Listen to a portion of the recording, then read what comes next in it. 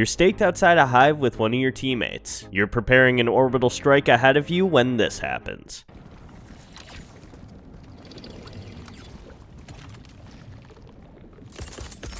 Requesting orbital strike! My arm!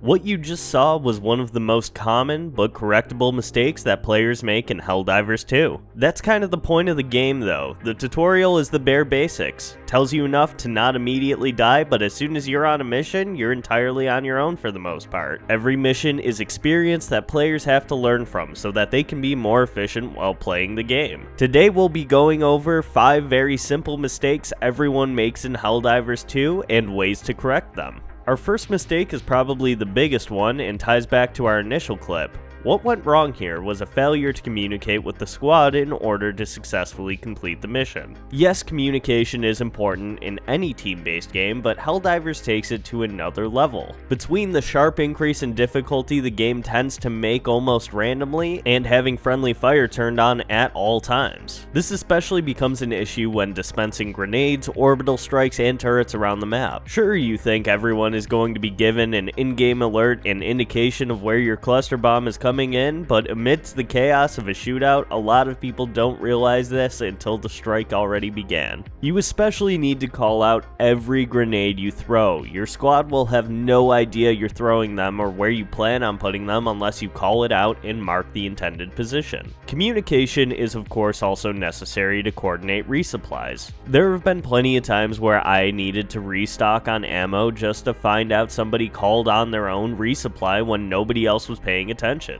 These are pooled between the whole squad, so make sure the rest of the group is aware of the fact that you're calling on one. I also find it extremely important to communicate during the planning stages of a mission. Separate different stratagems amongst the group, apply different boosters, assign different jobs. If someone in your group has armor that holds more grenades, put them in charge of detonating hives so you don't have 2 people throwing explosives around in a very small and cluttered area. If somebody has a supply pack and can hold additional stims, have them play support, dishing out ammo and healing when necessary. This is easy when playing with friends, but I also heavily encourage playing with random players this way too. I've learned some very helpful tips and tricks from random players in Helldivers 2, and they've picked it up from random players that they've met. So rely heavily on the community to make you a better Helldiver. The next mistake we'll be looking at relates to this, right here.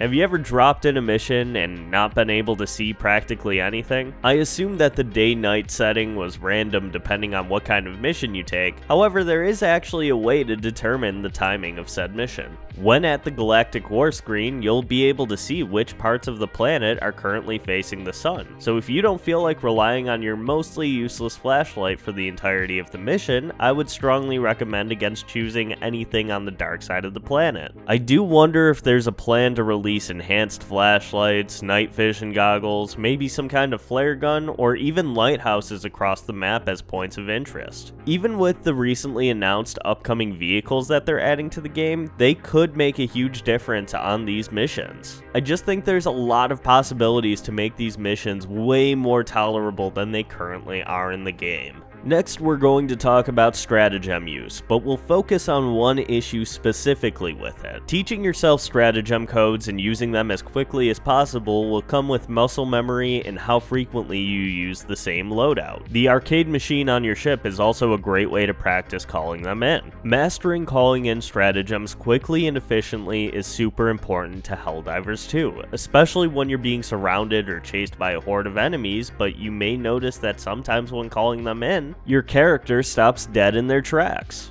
This is a giant mistake I see players make that often gets them killed, and the best way I can suggest fixing this problem is to always run towards the camera when calling in any stratagems, especially when you find yourself in a tight situation. You're still able to strafe and back up when calling them in, so as long as your camera is pointed away from where you want to run, and preferably at whatever you want to hit with it, you can continue moving while calling in additional support. Our fourth mistake relates to ammunition and reloading.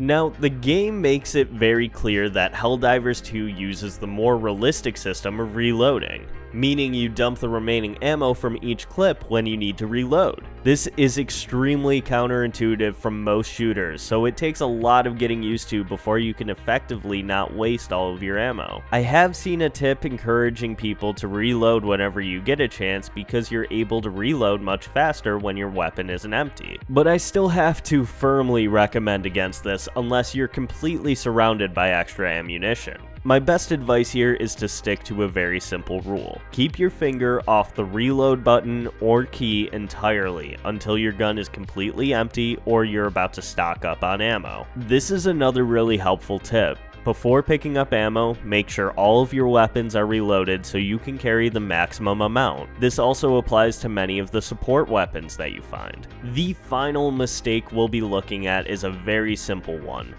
Do not, under any circumstances, throw a reinforcement beacon into a horde of enemies. Yes, this may seem like bare basics common sense, but some players get this brilliant idea in their head that the descending hell pod should take out a few enemies before the other players come out shooting. While this could work on occasion, most of the time it just leads to reinforcements being taken out moments after they land, wasting the short supply of reinforcements your team is given to complete each mission. The best piece of advice I could give to players that find themselves completely surrounded like this and in a dire need to call in reinforcements is to just wait it out. Either wait until you find it safe enough to call in additional reinforcements, or if you see absolutely no chance of survival, wait until the horde defeats you so that your whole team drops together. This does restrict the freedom to choose where exactly your hell pods are going to drop, but most of the time it will not put you directly in the middle of the action. If you find yourself in a situation where you're on your last reinforcement, I'd probably recommend trying to survive as long as possible, or let the time run out and try and extract while you can. There you have it though, 5 mistakes that nearly every Helldivers player will make and how to avoid or prevent yourself and others from making. Helldivers 2 is so much fun to play, even when you're failing it's still a lot of fun. And the way the game has already evolved in just a few weeks gives me a ton of hope that there will be all new mistakes to make in the future, and additional tools and equipment that will assist in correcting many of these mistakes down the road. If you enjoyed this video, give us a like and a comment down below, and let us know any additional mistakes you've noticed players making in the game, and maybe we'll take a look at them in a future video. Also make sure to subscribe and check out our Helldivers 2 playlist. We have a few videos looking at different topics related to the game, and we have a ton of more great videos coming that aim to make you a better Helldiver and discussing the game's intricate mechanics and massive equipment list, stratagems, and abilities. Thank you all for watching, and we will see you in the next video.